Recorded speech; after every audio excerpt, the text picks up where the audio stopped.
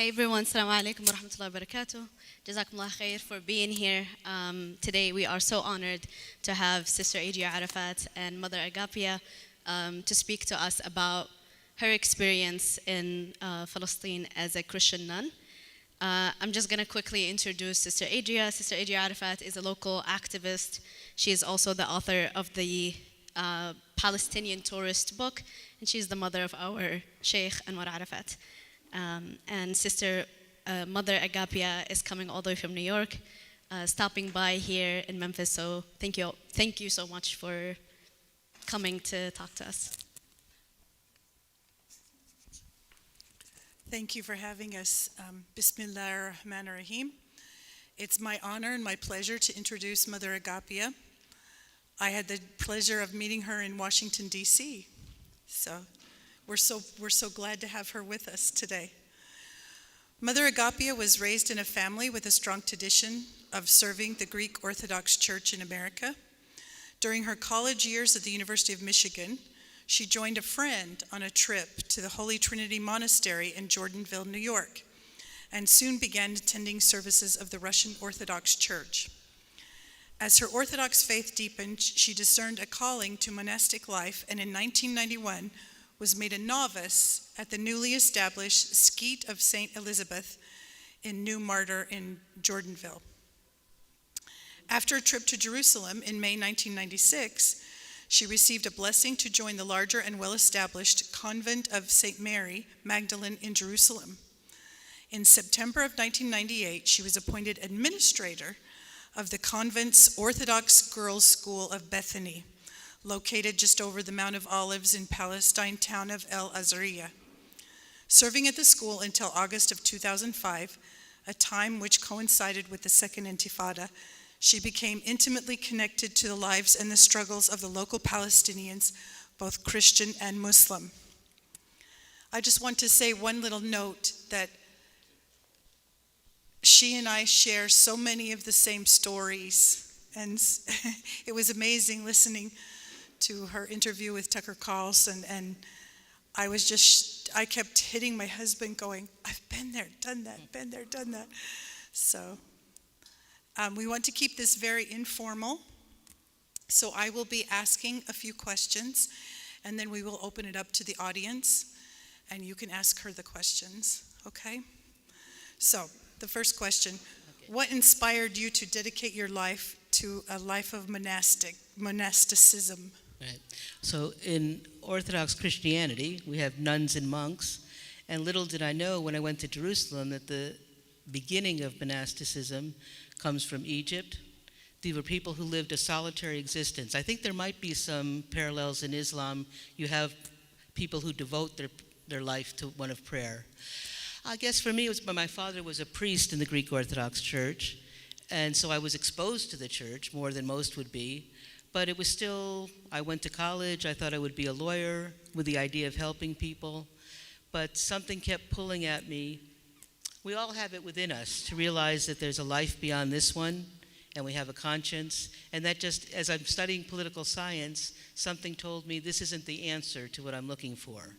And then I had the opportunity to enter this, visit a monastery where there were people devoting themselves to prayer, and then it just became, I got engaged. I thought, okay, I'll marry someone who's going to be a priest and I'll be active in the church, but it wasn't satisfying my heart. So the answer was, I realized I wanted to devote all my time to thinking and praying to God. It's really as simple as that, yeah. And the first time I put on, most Orthodox women don't wear a head covering, only in church. But the first time I put on the garment of being a nun, I felt like I was at home. And it's kind of ironic is that sometimes we don't realize what God has in store for us until later we see all the dots connecting. When I was 12 years old, I went to camp in Greece, where we have many monasteries, and years later, the camp counselor said to my mother, my brother had become famous, and she said, what happened to Stacy? That was my name then. Did she become a nun? So obviously something had been going on even when I was young that was leading me in that direction, but it took me for a while to figure it out. I think it was just the realization that there's another world, and I wasn't satisfied with the idea of just having a job and working in the world. Yeah. Okay. Many people, especially youth, struggle to stay connected to their faith traditions. What advice would you give them for nurturing faith in a world full of distraction and doubt? I think the most important thing is to have a community. I've noticed, I work a lot with young people actually, and you can feel sort of whether you're a Muslim or Jewish or Christian or Hindu. I think if someone wants to seriously follow their faith in these day and times, you can be looked down upon. So if you have other people of like mind, that helps to keep you connected. Right. And gives you support to say, yes, I should be doing this. I find it quite admirable. When I was young, in the Orthodox tradition, you're supposed to fast on Wednesdays and Fridays. Means no meat or dairy products. But most kids I know, if the school lunch or something, you'd never followed that. So I've gained respect over the years. I've understood in many times Muslim kids, when you're at school, you follow Ramadan. You follow during the fast, and that's a difficult thing. But if you have others doing the same thing, it helps. Mm-hmm. Yeah. Fasting while you're in public school it's challenging. Sure, of course. Yeah. It's especially if you're in a public school. Mm-hmm. But that's a form of witness. Yes, absolutely. Absolutely. Yeah. Both Christianity and Islam honor strong, faithful women, from Mary, mother of Jesus, to Khadijah and Maryam in the Quran. Mm-hmm. How do you see the spiritual strength of women reflected across our two faiths? I'm not as familiar with Islam, but I think it's a misconception. In the Orthodox Christian Church, only men can become priests, leaders of the community. Not necessarily leaders, they're the ones who perform the sacrament. So, and some women have taken upon, in other Christian traditions, they have women priests, but in Orthodoxy, we don't. And I'm comfortable with that. I'm a woman here speaking to you now, and within the church, there's Mary, the Mother of God, who's honored as close to Christ. So I never felt as if, it's like they're complementary roles. When women say that I have to be the leader, to me that disrespects in a way how God intended us to be. There's man and there's women, and there's a hierarchy in the church, and I don't see it as in any way demeaning. I actually see it as something complementary. Means we have two different roles to fill, and each of them are as important as the other. Mm-hmm. Yes, I agree. Because you did live and work in the Holy Land, how are Christians doing in the Holy Land, and what is their future? Yeah, well, I think that was the main focus of what I really, I had this interview with Tucker. I'm a nun. I live in a little community in upstate New York now, but for 10 years, I lived in Jerusalem. And the reason I went there, the community, was actually pilgrimage is very important to Christians too. Well, Muslims have to go to Mecca. For Christians, for people to visit the Holy Land, to visit where Christ was born and where he lived and carried out his life and died and was resurrected. We have the 4 Gospels that tells us the story of Jesus in our life. But some people say going on that pilgrimage is like the 5th Gospel. It brings us closer to Christ. But the reason I actually went to the Holy Land was to be in a stronger convent, located right on the Mount of Olives, right across from the Dome of the Rock. And the first year, I didn't even barely go outside the door, because as a monastic, my life was to be going to services 7 hours a day in the church, plus prayer in your own cell, and then doing obediences that weren't taxing on the mind. So, working in the kitchen or sewing the vestments or work that was part of the church life. And then we had some changes in our convent, and our church had a school 2 miles away. Or at that time, the first abbess at the convent, they had established a school in Al-Azariya, which was sort of East Jerusalem. And I was asked to run the school. And at that point, the wall hadn't been built. So before the first year, I didn't know anything that was outside the door of the convent, very little. Couldn't tell you what was Palestine, what was Israel, what was the new city, what was the old city. But when I was appointed to run the school, that was a school with 350 students, most of them Muslim. Abu Dis Al Azariya are about 40,000 people altogether. The students came from there, and we also had about 15 boarding students who were Christian girls from poor families. Most of them came from Bethlehem and Betjala, which were about 10 miles away. But we also, because we were part of the Russian church, we had some Russian immigrant girls from poor families, but those families were from the state of Israel. So when I became the director of the school, I came to know really what was going on and came to understand a little bit about Palestine and Israel. And I went there in September of 1998. And just like you were saying, when you were in Gaza in the mid-1990s, it was a very different time than it is now. There was much more freedom of movement. Even though Palestine was under occupation, it wasn't as severe as it is today. You could move around to some degree, and especially when I got there in 1998, the Oslo Accords had come into effect, and there was talk. You really felt like there could be somehow a peaceful solution between Israel and Palestine.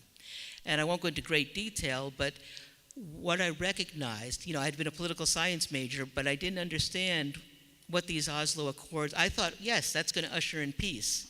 But what I came to understand living in Al Azariya is that they had something. It was like they were giving the Palestinians a state with their hands tied behind their back. There wasn't a recognized state of Palestine. There was Area A, Area B, Area C, and we lived in Area B. And in May of 2000, which meant Area B meant we didn't have a police department, didn't have fire department. I remember there was a fire up the hill from the school one day, and by that time the wall had been built, so we no longer could go 2 miles to Jerusalem. We had to go all the way back towards the settlement, come down the settlement road. It was 15 miles away, and so even without the checkpoint blocking you, it would take at least a half hour used to be a 5-minute trip to get someplace. So I guess what I'm saying is that there was a period of peace, and that we could go to our church and pray. It was easy for people to get to Al-Aqsa Mosque, but then the Intifada came, and things changed very much. I don't know if you want me to go into any detail about what life was like for people then. So you had, most of your students were Muslim. Yeah. Was it difficult for them to travel or to get to school? Just like so in the school we had mostly Muslim students, but some of the teachers were from Abu Dis and Al Azariya, but others were from Bethlehem and Betjala. And until 2000, when the wall started getting built in September, there was no problem. People from Betjala, if you were Muslim or Christian, could get to school every day. Once the wall started being built and we had curfews and the checkpoints were established, sometimes the teachers had to actually sleep at the school because it was too hard to go the 10 miles back to Bethlehem, especially during the intense periods of the Intifada. So whether one was a Muslim or a Christian, when the wall started to be built, it's like our town was called Al Azariya, and that's a corruption of the word Lazarus. And Jesus resurrected Lazarus, is what we believe, and he had his sister Martha and Mary, and his tomb is in that town. And all the nuns from our convent on the Mount of Olives, on the day when we celebrate Lazarus, would walk down to Lazarus' tomb, and we would pray there. Once the wall went up, we could no longer do that. So that just showed the separation. People couldn't take part. People couldn't get to Al-Aqsa Mosque. The Abu Zayed family lived on this side, and the rest of the family, so Ramadan, you want to go and celebrate, you can't, not so easy to do it with people. Yeah, so there was that kind of separation between the two. And the violence, I think enough people here have heard the stories about the reality of the occupation. We could save that for questions if people want to get into it. Yeah. But certainly it disrupted our Christian life, and the point was that whether you were Christian or Muslim, you were treated the same. And it's got exponentially worse. I was just there in September, and things have gotten very, very much worse. Right. Yeah. So you were making 2 trips a year, you said. Yeah. So what happened was, because the wall came up and started to disrupt the life of the school, I had a connection and went to Washington in April of 2005 to meet Congress people and to talk about what was happening. That in our school, we couldn't get to our convent, Our teachers couldn't get back and forth. It was disrupting the life, and it wasn't providing security for Israel because the wall was built not on the Green Line, not on the border between Israel and Palestine, where we were located. It actually cut through a Catholic-run home near us and was invading Palestinian land. So I went over to Washington, and when I came back, the head of our convent called me in and said, Mordecai Levy was here from the Jerusalem mayor's office, and he was asking, what was Mother Agapia doing in Washington? And she said, oh, don't worry, she's not going to be at the school anymore. So they relieved me of my duties at the school, and then there was other commotion in the convent, and I left Jerusalem from living there all the time. And then what I did, though, is every year since then, I would bring groups of pilgrims. So once after the Intifada had sort of settled down, I know things got very much worse in Gaza, but in the West Bank, it was relatively calm from 2006 to 2019. You still had the occupation. I call it like a silent killer. In 2002, I remember telling my mother, this is genocide by Chinese water torture. It was clear to me already what the Israeli plan was. But it was like a slow something that was going, if they're building the settlements, they're taking more land, but then they'd back away if there's a little bit of pressure. Mm-hmm. But it's a sort of it's still going in one direction to do it. And then I forgot what I was going to say with that. It's okay. So you really feel that the holy sites, whether they're Muslim or Christian, are under siege? Oh, yeah. Okay, so now so the thing was, between 2006 and 2019, I brought pilgrims every year, older people in the winter months in February, and in the summer I would bring young kids. And not only did we go to the holy sites, but we would visit local Christians so they could get an understanding of what their life was like under occupation, and also how they tried to live their faith, and even in difficult circumstances. And then what was so inspiring to me was that it was a joyful time, because sometimes I'd bring people there, and if you're a 15-year-old kid, I think what's exciting to them? Maybe it was actually seeing the soldiers in the Jeep, or it was going in the Dead Sea, but actually what would happen was they'd come back to me and say, no, what they remember and what was most significant to them was visiting where Christ was at the Holy Sepulchre, the tomb of Christ. So there's something very powerful about the place where prayerful action has taken place, where holy people have been, that people respond to. So that was very gratifying. Mm-hmm. And what's very sad now is that for the last 2 years, I haven't been able to take pilgrims because of the situation. Mm-hmm. And what you're seeing is, I was just there in September, and what I saw from the early 2000s to now between the cities in the West Bank, there's so many checkpoints. I went to the school, for example. It's about 1.5 miles to get to the exit, to get out and get on the settlement road. We got in okay, but when we tried to leave, it took nearly 1.5 hours to go 1 mile, because of a mobile checkpoint that had put in the end there. And this is the daily life of people in the West Bank now. For example, someone who lives in Bethlehem, they might have their home there, but they work in Ramallah, which is 15 miles away, not even.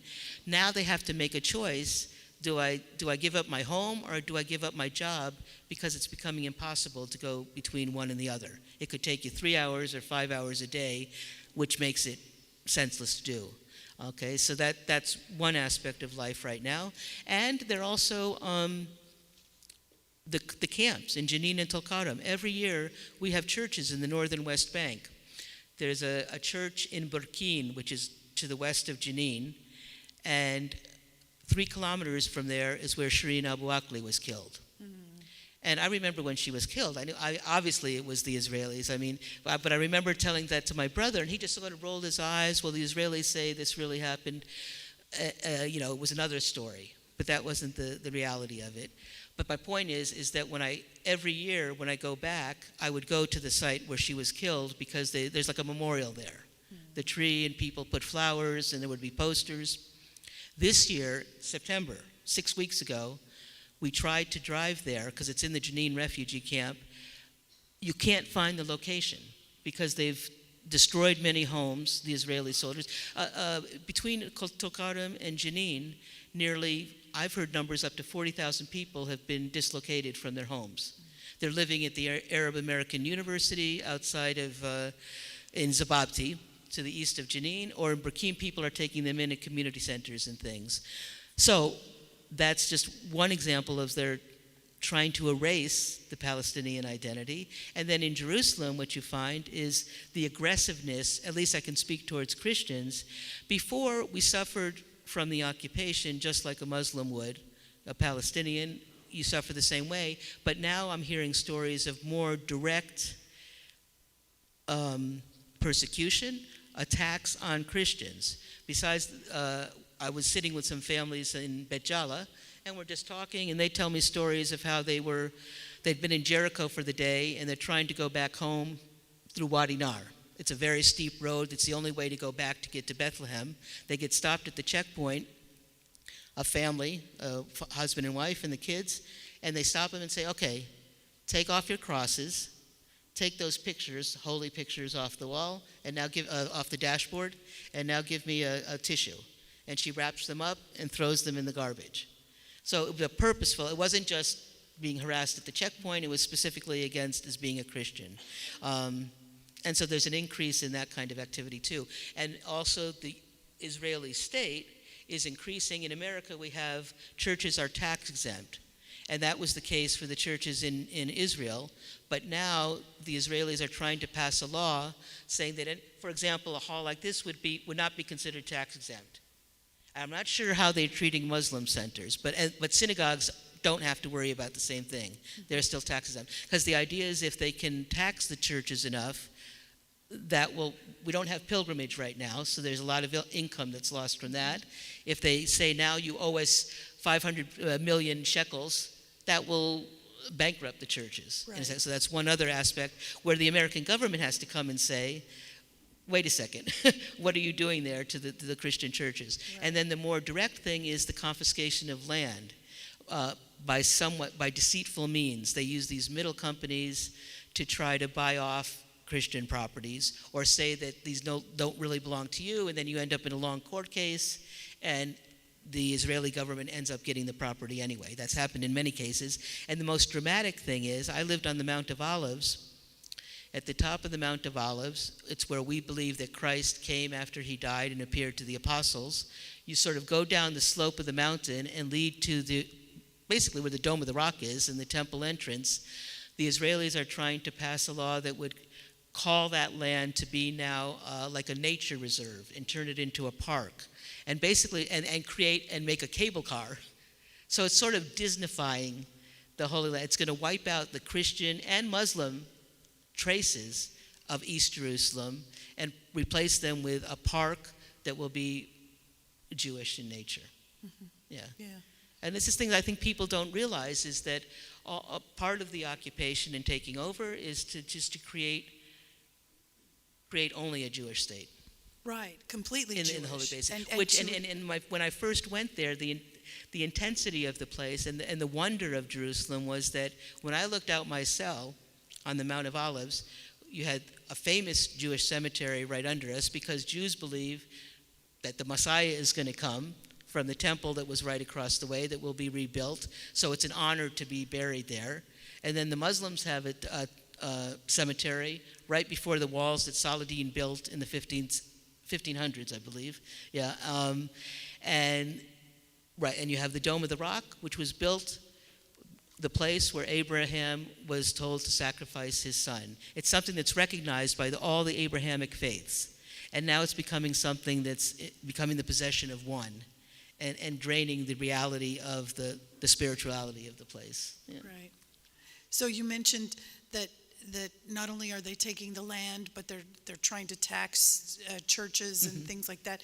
So the number of Christians is declining not just from the pilgrimage, but from pilgrimage the are people who visit. But I'm saying because they don't get the income from the pilgrimages and things like that. And then there's no business. If you're in Bethlehem, a lot of people depend on tourism, religious tourism, so all the shops and things are closed. And that's not only within the West Bank. Actually, in Israel, there's also holy sites. Nazareth, where we believe Mary saw the angel Gabriel, there's a large church. There's a lot of religious tourism there.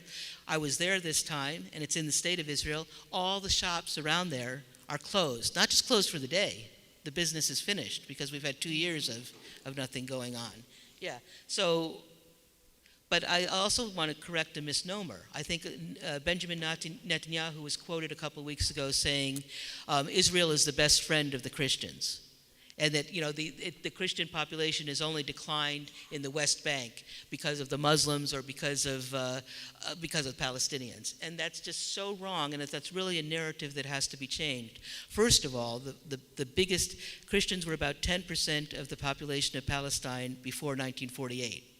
So the biggest decline took place right then. 47, many people leaving with the dispersion, and then since that time. The reason for any Christians to be leaving is because of the occupation. It absolutely has nothing to do with difficulty with Muslims. It has to do with the difficulties of living under occupation. Right. So when I go now and I talk to priests, and there's young priests who I've helped to, with their careers, you could say, and their big concern is yes, because what do? Palestinians so value education and just wanting to make a life for their children. So when now you can't travel for work, not just the pilgrimage, but people don't have permits to be able to work in Jerusalem or something. And think about this as a Christian. Bethlehem to Jerusalem is walking distance. You can walk, it's like 7 miles at the most. People who live in Bethlehem, where the majority of the Christians are, cannot go to the Holy Sepulchre, to the most holy site for Christians, without a permit from the Israelis, and they rarely give that. And it would be the same for the Muslims. If someone who lives in Al-Azhariya, unless they have the Jerusalem ID, they can't go to Al-Aqsa. Right. Yeah, that's it. They've been keeping it. And you can see it. You can see it, and you can't go there. That's So I remember something from your Tucker Carlson interview. You said something about what can we do, and you were talking about lobbying Congress and how frustrating. I've been to Congress and tried to lobby when we met. Right, That's what we were there for, was to meet with some congressional people. So tell us about that. Well, 20 years ago, it certainly was something where they just, at the best, they smiled. If they talked to you, it was like, yes, but they didn't want to hear it. But I think things are definitely changing now. I think we're beginning, first of all, I was very encouraged when we were in Washington.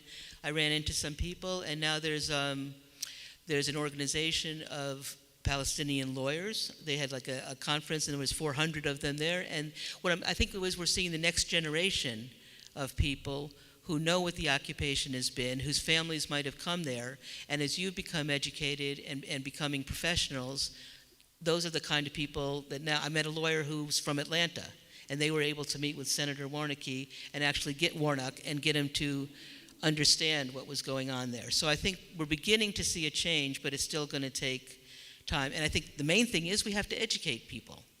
Even in this country, even with people here, Muslim and Christian, do we understand what our brothers and sisters are going through over there?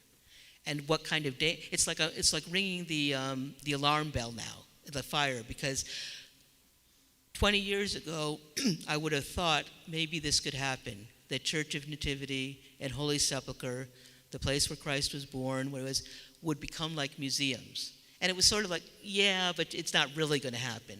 Now it's going to happen. And the Christians are not going to be living there. And if you don't have, we call them the living stones, if you don't have the people living and praying there, the places lose their purpose. Then they just become something to pay money and go look at something that's from 100 years ago, from 1,000 years ago. It loses its meaning. And I think that's a great danger for the world. Yeah. Right. So what we can... What did you, I heard you use that before. What do you mean by living stones? By living stones, the people that are actually living and praying there. Like I said, you could go to a place, do we want to call a holy place simply a place that's that has the life of prayer in it? And we need those people that are actually living there. And I think one thing that comes with that is that so many Christians here in America don't understand that there's Christians that have been living there for centuries. There's a priest at the church in Bethlehem, and he says people come up to him from America, and they say, so when did you convert to Christianity? And he just looks at, my family's been Orthodox for 1,500 years. So, it's very hard to understand how people can't grasp that the place where Christ was born, obviously, there have been Christians there. Yeah. Yes. And they have the simplicity and purity of faith there. I don't know how to describe it, how many people have traveled from other countries or been in places that we consider holy.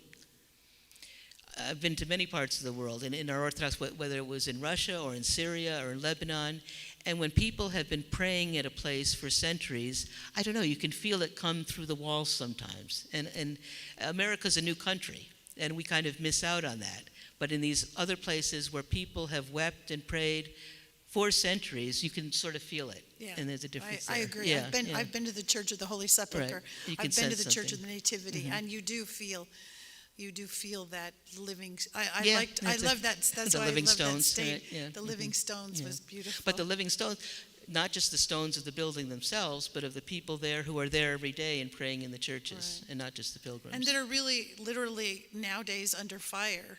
yeah, You know, yeah. it's sad to imagine that after 2,000 years, we're still. Well, thinking that they're not going to be Christians in the land of Christ. Yeah. That's scary. To me, that's scary. But I think what I have hope in is that first I'm inspired by the people that still are there. Because like I was just there a month ago, and I had 2 young men come on the trip who are from the United States. And they had already been traveling with me through the northern West Bank, and we were in Nablus. And a young man who I knew before he became a priest and now is a priest, and we were sitting with 20 young people from Nablus, from the church, and after the evening service, we were gathered outside, had a meal, and then we were talking with them, all educated, all could speak English very well, and I tried to gently ask them, how many of you want to leave? And none of them really wanted to say anything, but finally one was brave enough to raise his hand and say, yes, I want to study medicine, and I want to go to Germany. It's too hard to be here now.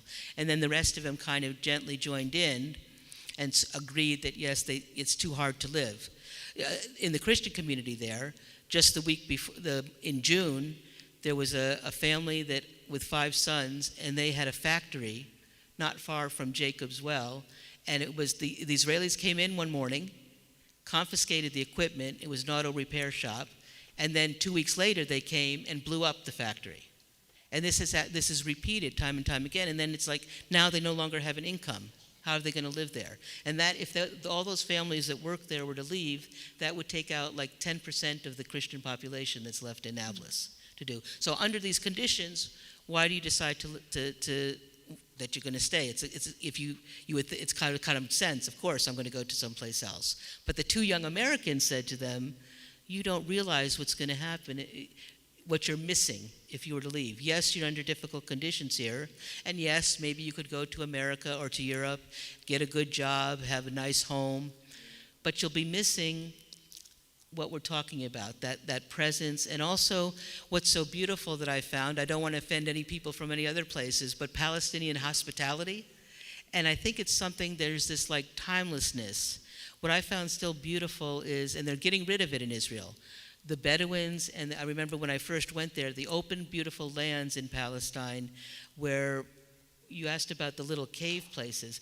The monastic tradition in Palestine is, centuries ago, Orthodox Christians, individuals would go and just live in a little cave and live their life in prayer there. And the whole Palestinian land is dotted with these places still. Some are functioning. St. Sava Monastery, which was just outside Bethlehem, dates from the 5th century. And they're living in those simple conditions now, but others are just remnants of that. And for the Christian, so there's a timelessness. It's like when you go to someone's house in Palestine, you can't leave without for sure having the coffee and tea, and then it's going to end up being a meal. And even if people are professionals, it's like you don't live by the clock. In the West, we're governed by time. Whereas there's a sense of timelessness because I think there's still somehow a connection, because this is where people first recognize the Creator and where God was, and it's so imbued in their life that they just live by a different time. And I think there's a real beauty to that we're wiping out. Hospitality. Well, the hospitality that comes from the freedom of not living by the constraints of a world that says we've got to live according to our job and according to this. It lives to come into my house, and you're here now, and that's what's most important. Right. Yeah. Before we stop, I wanted to ask you about visiting the church of St. Porphyrius in Gaza. Porphyrius in Gaza, the third oldest church in the entire world that has been bombed by Israel. And, this is the anniversary, October 19th, when 17 people were killed, mostly young people killed there. Christians. Yeah, Christians, yeah. But also, you've been there. I've only been to Gaza once. It was in 98, I think. And most of the three Christian churches are in the same area, and we were just talking about there's mosques nearby too. Actually, they're showing photographs today from the church. They're trying to conduct school. The Christian churches were relatively better off than everyone else because most of the Christian community took shelter within the churches, so they didn't have to go from place to place when their home was taken. But I remember there's a young priest up in the northern West Bank who's a good friend of mine, and he studied to be a priest in Cyprus. He was married last September, and then he became a priest. His classmate was Father Silas, who's the priest at St. Porphyrius. Father Silas is actually an Israeli citizen. He's from north of Haifa. And he didn't get married, he decided to become a monk. And then he became a priest in April of 23. And in August of 23, his first assignment is to go to Gaza, August. And then he becomes the priest during the time of the October events and and had to live under those conditions. But what you also saw too, and I think this is what my American friends were trying to say to their Palestinian ones, we get tested when we're under pressure and under suffering. And what I've noticed from the Palestinians, both Muslim and Christian, is their reliance and their belief in God. I have a Bedouin friend, and he'll text me from time to time on WhatsApp, and he's been chased. They live in Jahalin. They're sort of between Jericho and Jerusalem, and his family, the people, have been chased by Israeli settlers, by the soldiers.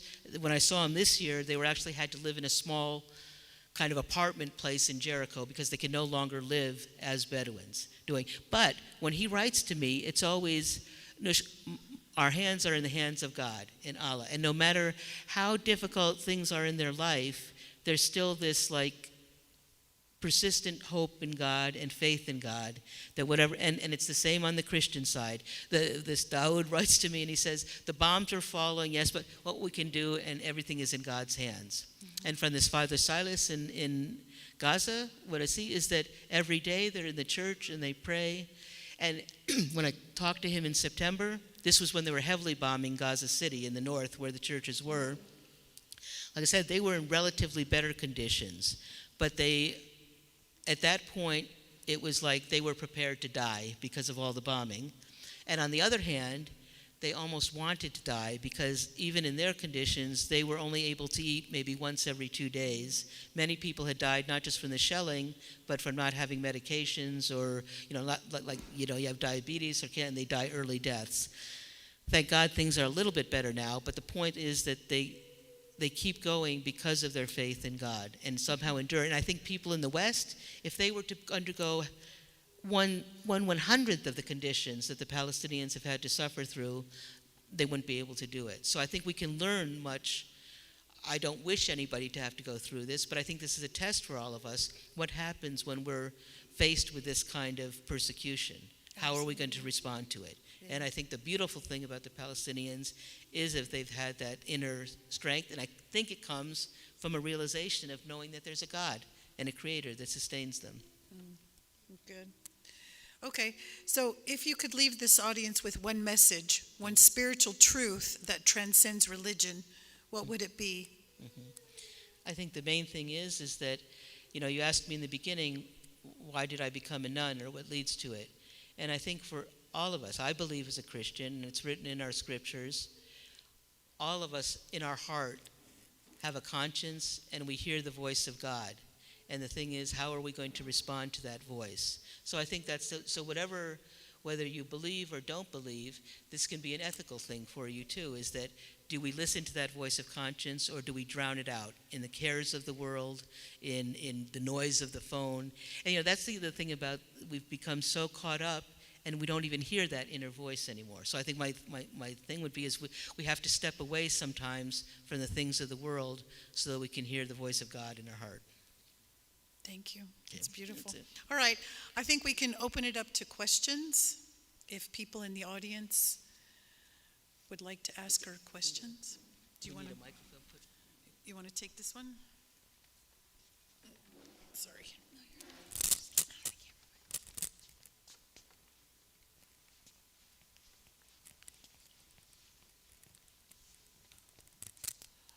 Thank you. Thank you for your service. Thank you for your message. Thank you for courage to speak up for justice. One thing we don't understand quite well is why the Christians, especially Americans, do not get this message. And where is that block? Just standing for justice.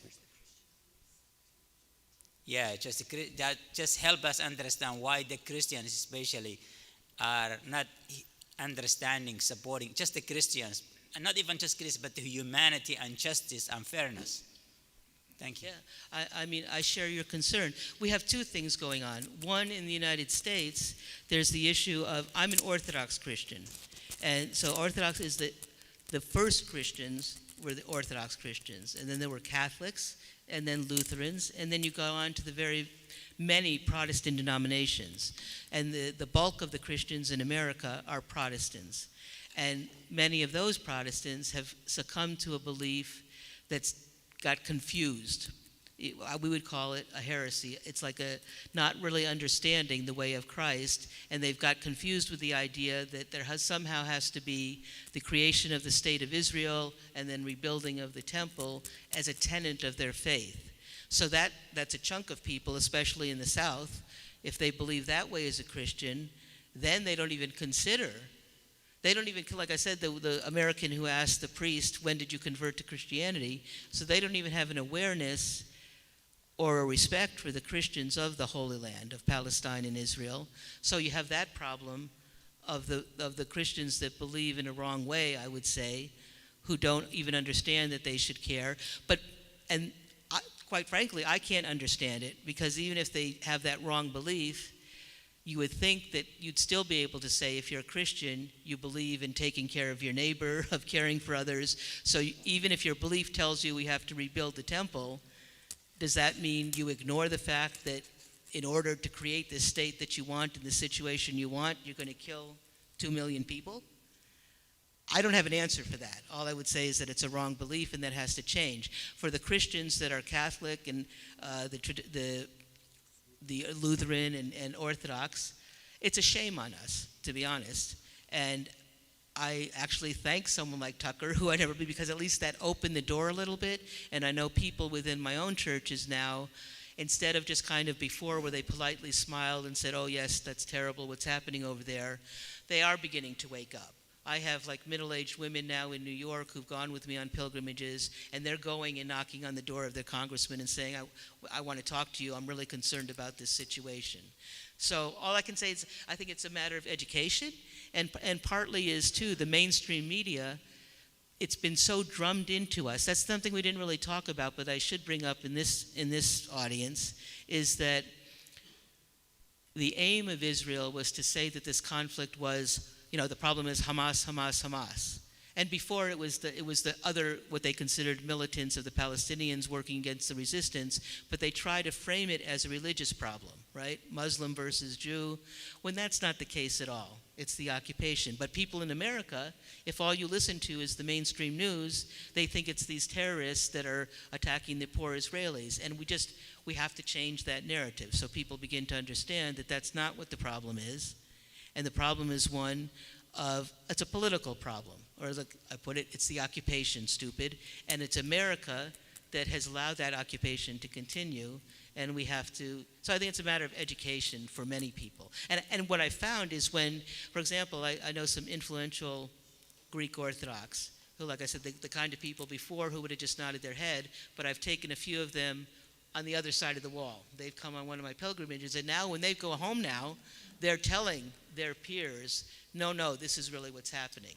So that makes people less, it makes them more aware and less fearful of offending their neighbor or their business partner, that I do have to speak up as a Christian for what's going on there. So it's education and awareness, yeah.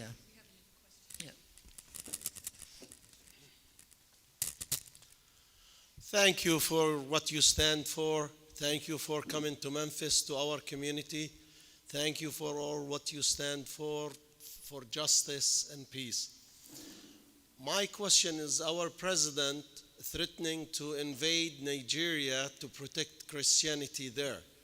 Are Christians there being suffered, killed, and tortured more than our Christian brothers in the Holy Land? Killed by the Israelis and tortured and suffering from occupation? Yeah, I think actually we have communities in Nigeria, and I think there is some danger, but I'm not so sure how much it is. First of all, I might be lighting a fire here, but with Islam, I think even with Islam, I think there's people that are part of ISIS and Daesh that I don't think represent Islam as it should be, and so I think there's a case of the ones that are attacking Christians in Nigeria are also attacking Muslims. And I also think it's more of a problem between, as much as I know, it's not directly attacking Christians because they're Christians, it's because they're two different segments of the Nigerian population. And it's not necessarily a religious issue. But even if it is, so it should stop, the point is that the American government is not the one that's supplying the weapons for Boko Haram, or as far as I know, not doing. We are responsible for the weapons that Israel has. I was in the Christian town of Taiba, which is just 10 miles from Jerusalem. It was in the news because Ambassador Mike Huckabee went there about 6 weeks ago because settlers had come, Israeli settlers, and had lit a fire near one of the churches, and they'd burned out some cars and put graffiti on, and it was near the place where Saif Musalat was killed as well, American citizen, and Huckabee said he's going to do something about it. I was there in mid-September after he had come. Again, more cars had been burned in Taiba, and on the olive groves outside of town that belonged to everybody, you could clearly see settlers on a tractor with rifles supplied by America.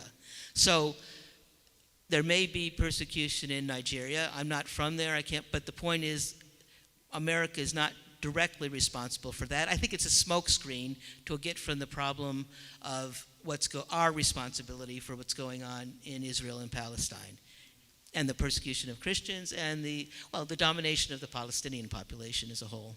Yeah.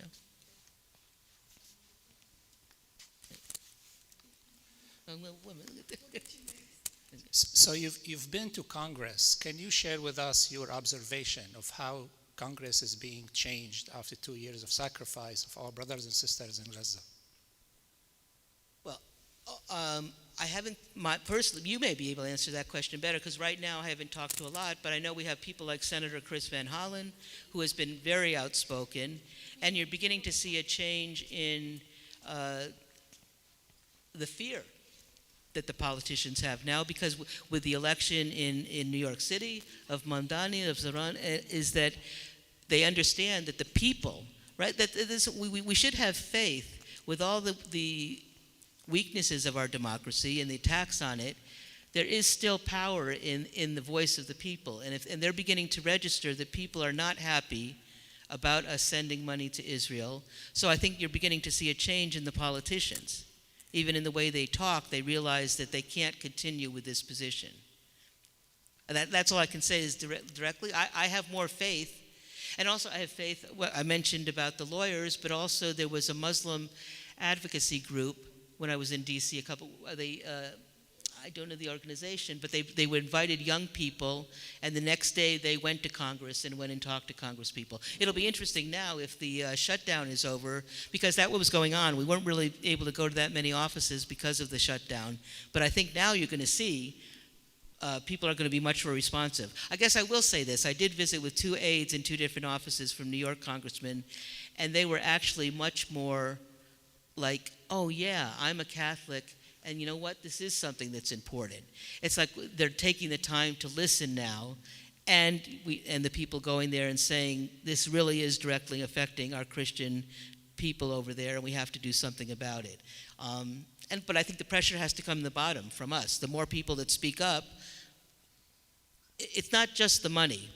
If the politicians know the people aren't happy, I can tell you in New York, they're scared to go out right now. The Congress people have gotten money from AIPAC, where I am in upstate New York, because combat veterans, people, Christian women are going there and knocking on their doors, and they're realizing, and they have nothing to say, so they're afraid, which is the first step in making a change. Yeah, that's it. So my question is, your interview with Tucker Carlson caused quite a ripple effect. There were thousands of people who watched that interview. So I'm wondering, are you concerned at all that after that, perhaps you may be banned from entering Israel as a repercussion for that interview? Yeah. What was funny was when the interview ended, we did it in August, and I had planned a trip in September before the interview, before knowing what would happen. And right after we ended, and I said, I'm going to be going next month, and they just laughed and said, you're not getting in. But actually, I didn't come through the airport, Tel Aviv, because there's very few flights now, but I came through Jordan and the northern border, not Allenby Bridge, which Palestinians have to use. And there was very little traffic, and I got through. But quite frankly, I am a little bit concerned because I'm planning a pilgrimage, and that means I'm responsible for other people to bring them in June and July, 2 different groups, and it would be really difficult if lead the pilgrimage and then I'm not with them, to do. There was just something in Haaretz, it's an Israeli newspaper, a liberal one, but they had an article pretty much smearing Tucker Carlson and Nick Fuentes. And it was all about how they're anti-Semitic, but they also mentioned my name. And that was the first time I'd seen it in the Israeli press. So I don't know. I don't know. I think it's something, I used to always be concerned about it because I never did not speak. It just wasn't that public. And always when I would go to passport control, they'd always look up and down. And a couple times I'd been detained for a while, but I always got through. It could happen, but I hope not. That's all I can say. Yeah, it's not going to stop me from speaking. Yeah, or speaking out. Yeah. Excuse me. There you go. I don't think that'll fool them.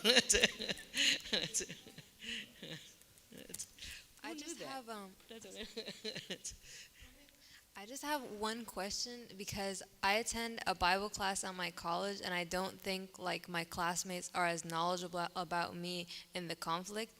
And I was saying, do you think like where should this education start, and do you think Muslims should take a responsibility for teaching people about it because we know more? Well, I don't. The responsibility to teach Christians about what's going on. You mean in Palestine? Yeah. Like Christians. Well, and can you define what Christians? Because the difference is, if it's Christian Zionists, it's really a different thing. Or do you even know if they're Protestant Christians? Actually, okay, I'll make it simpler. I would say yes, especially if you're from there or you really understand the situation. Of course, yeah. It really doesn't matter whether it's a Christian or an atheist or whatever they believe. If you actually, I think the most important thing is to have firsthand experience or something, because if someone's relating a story of a story of a story, it kind of loses its effect. But if you really have a good grasp of the issue, and I think it's even why Tucker asked, I said, you don't want me on your show, but he said, no, because it's the sincerity of a person who's actually been there and lived through it. So my guess would be, we're not going to change everybody's mind, and I don't even think that should be, but if you think someone's open to it and you're aware of the situation, I think you just have to, it depends on each person even, how you do it. We're not going to change the whole world if you think that, or would you bring it up because you think that they just believe something so differently and you want to make them understand? Like I wouldn't start the conversation unless someone brings it up first. And then if they do, you say your point of view.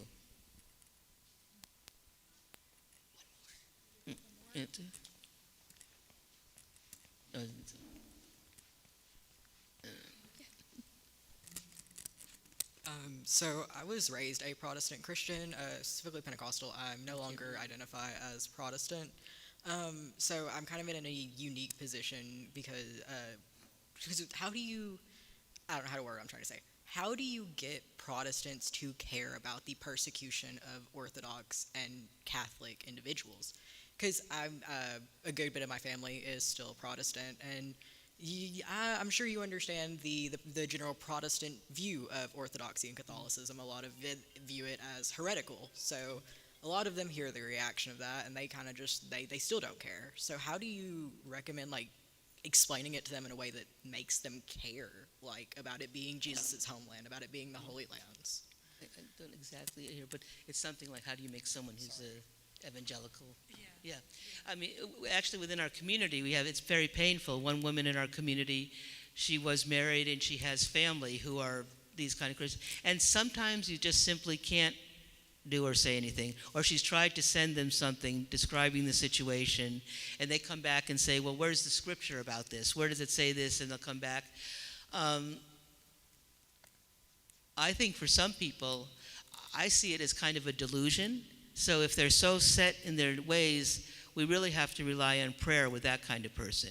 If there's a little bit of an opening, then maybe you can start to talk about it. And then I'd go back to what I said before. If you're really a Christian, and even if you have this belief that the temple should be rebuilt and we have to care for Israel, if Jesus was here now, would he accept that we have to kill all these people and put these people under oppression as a way of getting to what you think is the right thing to be? That's not the Christianity that we should be following. And if they can't understand that, then you put it in the category of delusion, and you have to leave it to God and your prayers to somehow change their heart. That's a sad thing to believe. But that doesn't give me... What I've found is I don't work so much with evangelicals, but there's a group called telosgroup.org. It was started by one man who's Orthodox Christian, and Todd Deathridge, who grew up in the evangelical Christian tradition. And so he said they've been making some inroads. So by sometimes finding different leaders of the church and talk to them kind of one-to-one so they begin to change their heart. And what's interesting, though, which gives me some hope, I don't know if any of you have seen it, but right now Israel had to register as a foreign agent because they hired companies and they're spending millions of dollars, and they've targeted all the evangelical churches in 4 states, Colorado, Nevada, California, and I believe Arizona is the other one. Specifically, money put in to going to these churches, and it's something called geofencing, where with your phone, what they're going to do now, anybody who's they have the addresses of all these churches and the people who are the heads of them, and they will be putting messages. If your phone is like we are today, if this was an evangelical church, all our phones would be getting messages, Israeli propaganda. And they'll go around with trailers, and they're going to have like virtual reality sets and have the people come in and be able to watch October 7th over and over. So it's sort of like drilling in the message. But if they have to do that with the evangelical Christian communities, which should be their strongest link, it makes you understand that even the Israelis, their information is telling them that somehow even evangelical Christians are beginning to understand that this isn't right, what's going on. So it may not be the individual person you meet, but overall it's beginning to trend another way. Yeah. All right, let's take one more. Got a few more. Is there a time limit? Yeah. I mean, I really want to flesh out what needs to be done. Well, last question. Thank you for your time in stopping by Memphis. We talked a lot about the state of Israel, but would love to hear from your discussions, interactions with Israelis there. What is their perspective? And we talked a little about hearts, like have their hearts hardened? And your discussions, would love to hear your perspective. Yeah, unfortunately, I wish I could be more optimistic about that. You know, it's like I've lived through this as I went there in 1995. And the thing that's compelling me to be willing to go out and speak now is because when I first was at the school, I had girls that were 10 years old.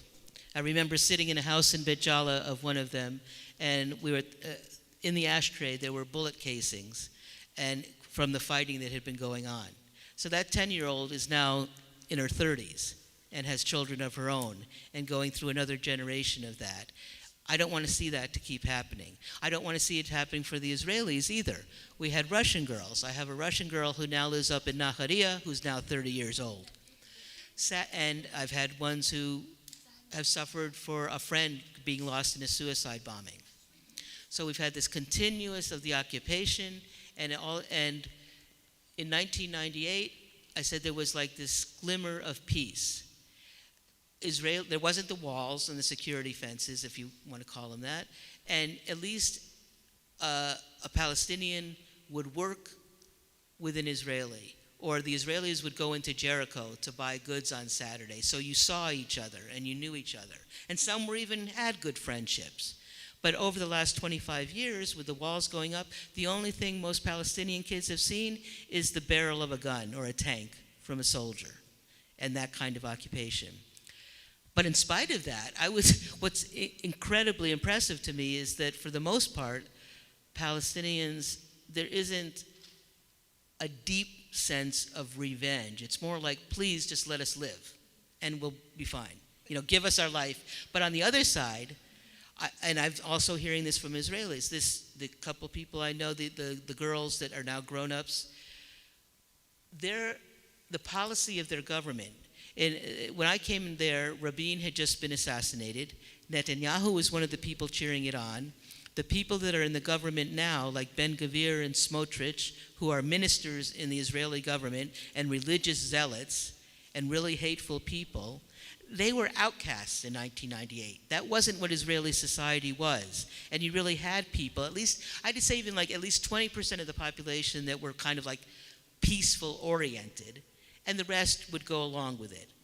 But today, no. That their society has been conditioned to be fearful and to think that we have to destroy them. And I wish I could say something different, but the reality is, and I know I have good friends with a woman whose daughter lives in Jerusalem. She lives in New York, but the daughter lives in Jerusalem, her kid's there, and they're a part of the very small peace movement. They would march to the street and they'll have a picture of a child from Gaza. But now they're the outcast and very, very small. So I think there's a big struggle to change Israeli society. I wish, and if I'm wrong, somebody tell me that, but that's my perspective and what I've heard. But I think it has a lot to do with the fact that Netanyahu, he's just somebody who wanted to stay in power, and he's made this bargain with the devil, both with the Christian Zionists in America, who their belief would say, if we rebuild the temple, okay, we're giving all this money to Israel now to build their settlements, to build up their country, but in the end, those Jews are supposed to convert to their belief, right? So, but that's later. We're not going to worry about that. And at the same time, he made a deal with the religious zealots, with the Smotrich, and now, if they didn't have the Palestinians to fight, there would be a civil war in Israel. Yeah, so sadly, that's the case in what I see in Israel right now. Yeah.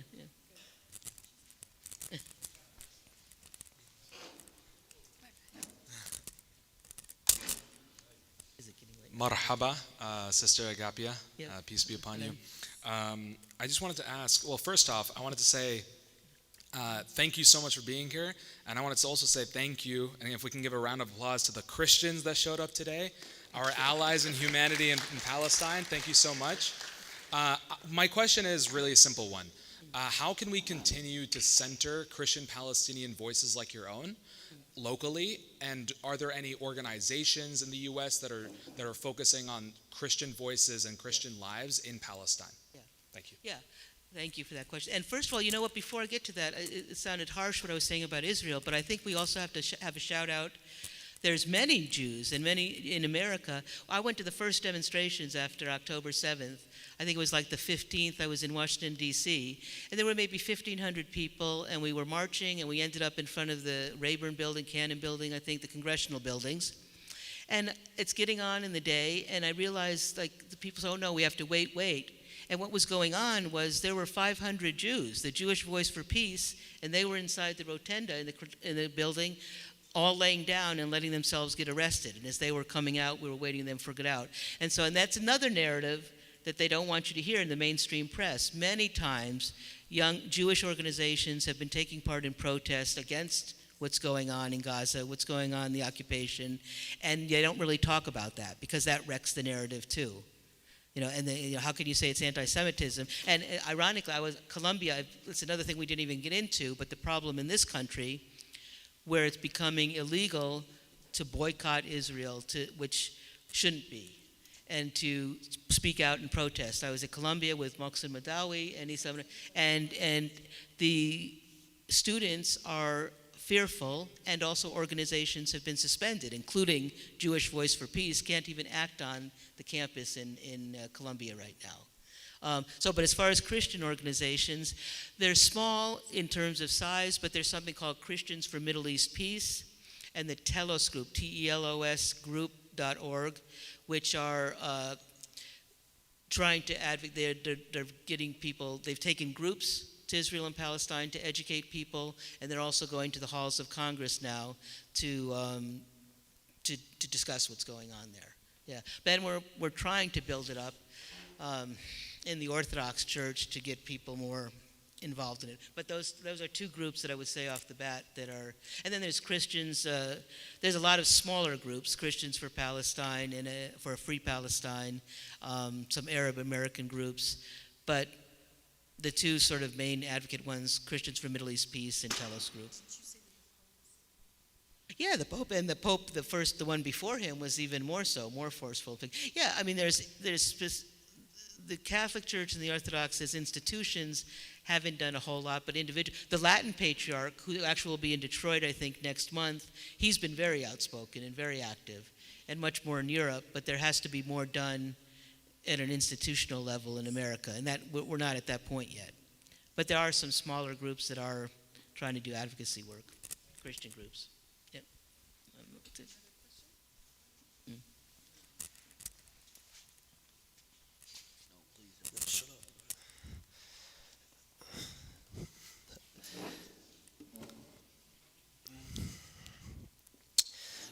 I wanted to ask, how can I have patience and more compassion to my Christian friends if I attend the University of Memphis? Instead of trying to prove a point against them or be ignorant, how do I have the skills to try to just relate to them and understand them as they are going conflict right now?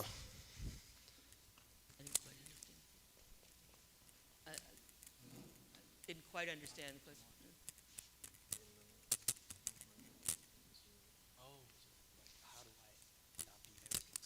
He's asking how should he not be arrogant towards his Christian colleagues and students in the University of Memphis as it regards to the whole dilemma of this conflict in Palestine, and the concept of their narrative versus our narrative, if such a thing is true.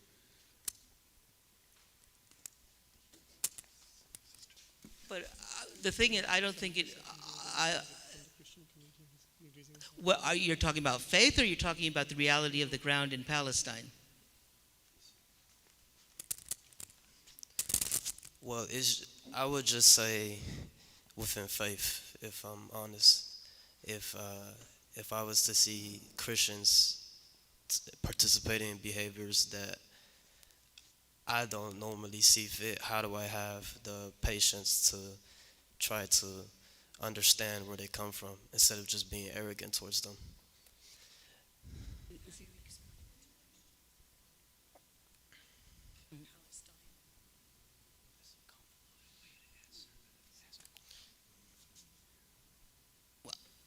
You just have to talk to the person, explain the story to them. I guess my point, like I said before, is that for some people, you're not going to be able to change their mind. So the question more is, how do you deal with your own reaction to people that are deluded, is to say. Because some people simply aren't going to accept the message. And you have to be willing to accept that not everybody is going to be willing to accept it. We can't force it. The beautiful thing about Christianity is what we believe is God created us and he gave us free will. Because people say, why is there evil in the world? Why are these bad things that happen? Well, because we're not robots. We're not automatons. As you can't, not all people are going to accept it. But the thing is, if someone is open to it, that's when you could begin to talk. But if their mind is closed, it's just like the same thing. It could be anyone who does. They don't have to be Christian. Anyone who just doesn't accept. In a way, you have to feel sorry for them, because if it seems to me, in this case especially, with the genocide going on in Gaza, if someone can't understand that this is something that's beyond the pale as a human being, I'm not sure that any words are going to change their mind. And so rather than be bitter towards them, it's actually, as a Christian response would be to pray for that soul, that their heart would be open to the truth. Thank you, Mother Agate, and thank you to the Muslim Center for having this. I saw a clip of your interview with Tucker Carlson, and I went and looked for the whole interview to watch it. I'm a Catholic priest, originally from Mexico, and I'm working here in Memphis. I experienced being harassed by Israeli soldiers going from Bethlehem to Jerusalem. And for the people that are in leadership position, be it a church or a mosque or wherever we are, I think we can do a lot. Yeah. Talking to people, telling the stories, and making events like this available to people. Yep. And I have an invitation to you that I want to speak with you at the end. Okay. But thank you for doing this. Yeah. And to me, my social media for the church is full of stories and videos of children in Gaza blown into pieces, and videos of people that are being harassed and all these things. And it's also, I'm putting things of what is happening in Memphis right now to my Hispanic members, the family, that are being harassed by ICE and the military and all these things. And to me, as you said it so well, Christianity is about following Jesus and doing what he did, which is speaking up against justice. And that is why I'm here. When I saw that you were coming to Memphis, I said, I need to be there. No? And again, I appreciate you coming and doing this, but I also appreciate the Muslim Center for providing this and opening your doors for us, Christians, Catholics, or whomever cares about these things. So I think the more people are touched by these stories, there is more hope for the world to have a better place. Yeah. Thank you. Yeah, thank you. And I just want to say I agree with your point. That's the thing now. I think also you're seeing in the percentages, as the surveys now, more people in America are beginning to understand about this, but we continue the education. And part of the political work is having the opportunity to have, what I say is come and see. People might have heard of the writer Ta-Nehisi Coates. He went with a writer's group, and he didn't do the typical like an APAC thing or going even some pilgrimages, Orthodox pilgrimages. They've used Israeli guides. They stay in West Jerusalem. They don't have contact with those living stones with the Christians, so they never understood what the situation was. What we want to do, like even the groups I mentioned, in Sabil, FOSNA, Friends of Sabil, they take groups even now, and you go and you help to pick the olives, and you go and see the local Christians there. So it's by coming and seeing that that the message will keep getting out. Yeah. Yeah, that's it. Thank you for coming, Mother. Yeah. Thank you for having me. My question is, have you faced any specifically Islamophobic persecution in the Holy Land by virtue of the head covering? And then I guess part two of that question, do you know any significant distinctions in how the soldiers and settlers treat Muslims versus Palestinians in Palestine? Right. Specific Islamic phobic, I can't really speak to that. I'm trying to think, like, I mean, a lot of our teachers were Muslim, and I don't think that. I think really it's more it's just Palestinian when it comes to the checkpoints and dealing with people there. But, and also it's an interesting, maybe you can confirm this. Someone just told me the other day that the most PhDs And the most educated people in the state of Israel are actually the Palestinian Israelis. And I know there employs a lot of doctors and people in the medical field. Yeah, because Palestinians certainly value education. Yeah, and but as far as you were asking Islamic, sorry, what was the second part? Oh, right. Yeah, so I think the things that happen is they try to differentiate for a while. Now nobody gets a permit. But at times you would see things like, so when you live in the West Bank and people, Israel would issue permits so that men could work in Israel proper. And what you would see sometimes is that there would be, as a way of trying to create a rift between Christian and Muslim, the Israelis would favor Christian workers over Muslim ones. So there's that kind of thing. But overall, at the checkpoints, to me, it's the way they treat it's a Jew or Palestinian for the most part. Yeah, they have tried to sort of suggest that there's a difference, but it doesn't work. Yeah, yeah. I have one. All right. Thank you, Mother, for coming, sharing your story. As a Christian, I really appreciate you being here. I also appreciate being able to be here at the Memphis Islamic Center. My question was, talking about your experience as a Christian in the Holy Land, talking about how there seems to be this growing knowledge amongst Christians, amongst people that have been Zionists, realizing that it's not the truth, it's not the way that people should be treated. I wanted to ask, between our groups and between our faiths, a little earlier you mentioned something about boycotts and different actions, lobbying Congress. I wanted to know if you had an idea or a vision of what are some more pressure points that us as Christians, as Muslims, as Jewish people, just people of the faith, like what are some actions that we could take together that would really be more of a spark and apply more pressure to the current system? I don't know that it has to be, I think, the witness of having people of different faiths come together, but it's the same techniques that should be used, whatever the religion is. So that means educating people. That means not being afraid to take part in a protest. That means not being afraid to go to your or taking the time to go to your congressman and say, so go as a group. There's more power, certainly, the witness, and then it would help to destroy that narrative. If you have a Muslim friend and a Jewish friend, and you all go and say, we want to talk to our congressman, and we're saying to you, why are you doing this? It makes it all the more powerful. But yeah, so I don't know that there's anything specific that should, between the religions that should come. I think just be doing the same things that everybody should be doing.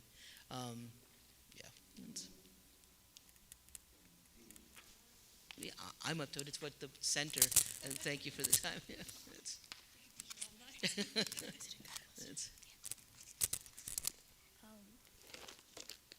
I think maybe if there's someone who's more literate in it. I'm not a politician. My point is to tell the stories, and then people to take the next steps. But I think we have to ask ourselves why, for example, Iran, Russia, America has no problem putting sanctions on those countries.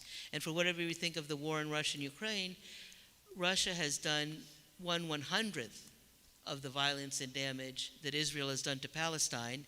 And how many sanctions are there on Russians? Russians not allowed in the Olympics, Russians not allowed to do this, and Israel. And that's the kind of tools we have to be able to say, wait a second, United States, how come we're not doing, equal treatment of people? Mother Agapia, this is a build on the question that Markela asked, and it ties it back to Tennessee. So you were visiting South Carolina, and I think South Carolina and Tennessee are the first two states to have an Israel caucus. So from the state level, there's a Tennessee Israel caucus, and there's a South Carolina Israel caucus. So far, they're the only two in the country that have that, but there's no doubt that, the Israeli lobby are trying to continue that. And then another thing is there's the Israeli weapons industries that just last month moved to Tennessee, outside of the Middle Tennessee area. And so as we're thinking of what are those specific actions that we can hold people accountable here in Tennessee, would trying to fight against these actually, actually do would it make a difference? Would it protect the Christians and the Muslim Palestinians? I don't know, just hearing it from you so that it motivates all of us to actually go on and start doing it. Would it help them? Yeah. Of course, yeah. I mean, absolutely, I believe that we have to make our voices known and take whatever steps we can.